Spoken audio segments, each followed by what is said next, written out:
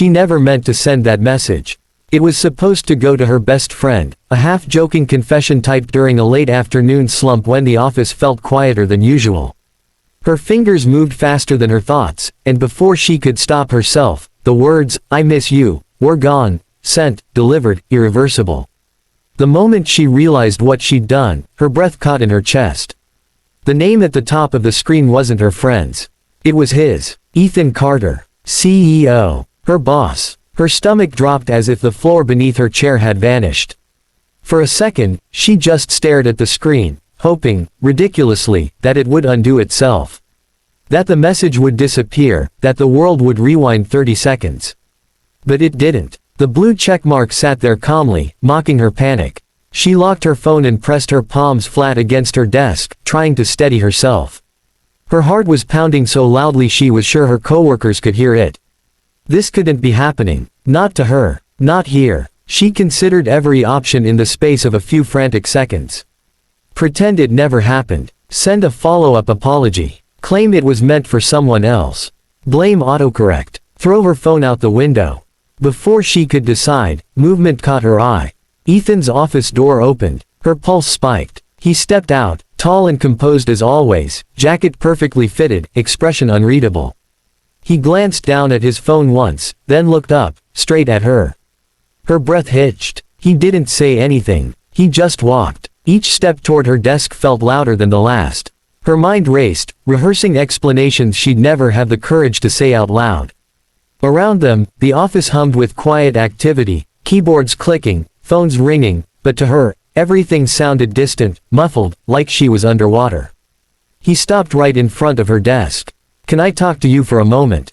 he asked, voice calm, professional. Too calm. She nodded, unsure if she trusted her voice. He leaned in slightly, resting one hand on the edge of her desk, close enough that she could smell his cologne. Clean, understated, familiar in a way she'd never allowed herself to think about before. Then, quietly, so only she could hear, he said, "Say it again." Her eyes widened.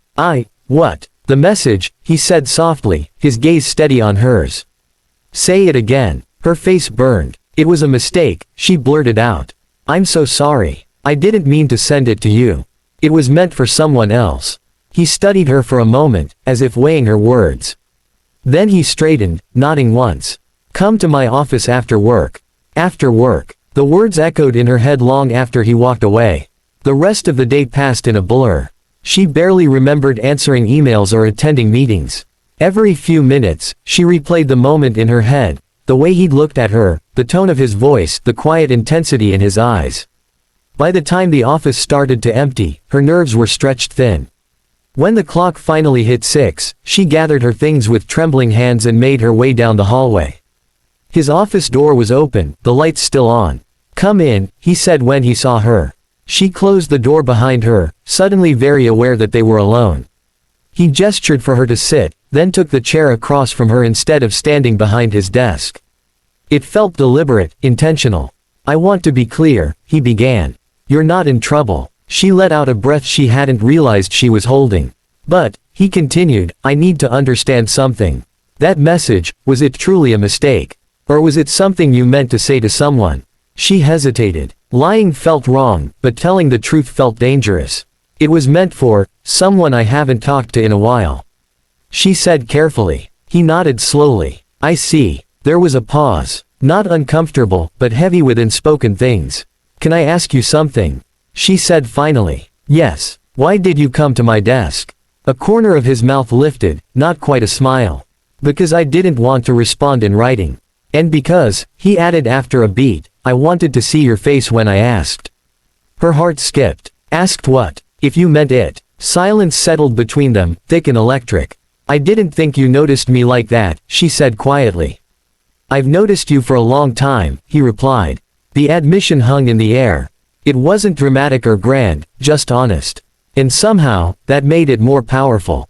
They talked for a long time that evening, not about work, not about the message, but about everything else. How she'd moved to the city on her own. How he'd built the company from nothing and still felt like he was running just to stay in place. They laughed more than she expected. When she finally left his office, it was dark outside, and something had shifted between them. They didn't cross any lines.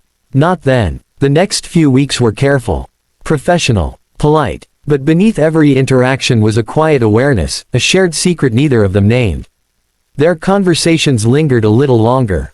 Their glances held just a second more than necessary. One evening, after another late meeting, he walked her to the elevator. "I've been thinking about that message," he said. She smiled nervously. "I wish I hadn't sent it." "I don't," he replied. That was the moment she knew this wasn't just a mistake that would fade with time. They agreed to take things slowly. Discreetly. He insisted on transparency, on boundaries, on doing things the right way. It wasn't a whirlwind romance, it was something steadier, built on conversations and shared moments and the understanding that both of them had a lot to lose. Months passed. What started with a single accidental message turned into something real.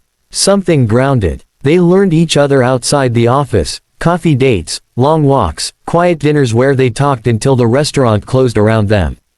She saw the pressure he carried, the loneliness behind his confidence. He saw her strength, her kindness, the way she believed in people even when they didn't believe in themselves. One evening, as they sat together watching the city lights through her apartment window, he took her hand. "You changed my life," he said simply. She squeezed his fingers. "You stopped at my desk because of a message I never meant to send." "Maybe," he said. "Or maybe it was something we both needed to hear." She smiled, leaning her head against his shoulder. Sometimes, she thought about how close she'd come to deleting that message before it sent. How different everything would be if she had. And every time, she felt grateful she hadn't. Because one accidental, "I miss you," had turned into something neither of them ever wanted to lose.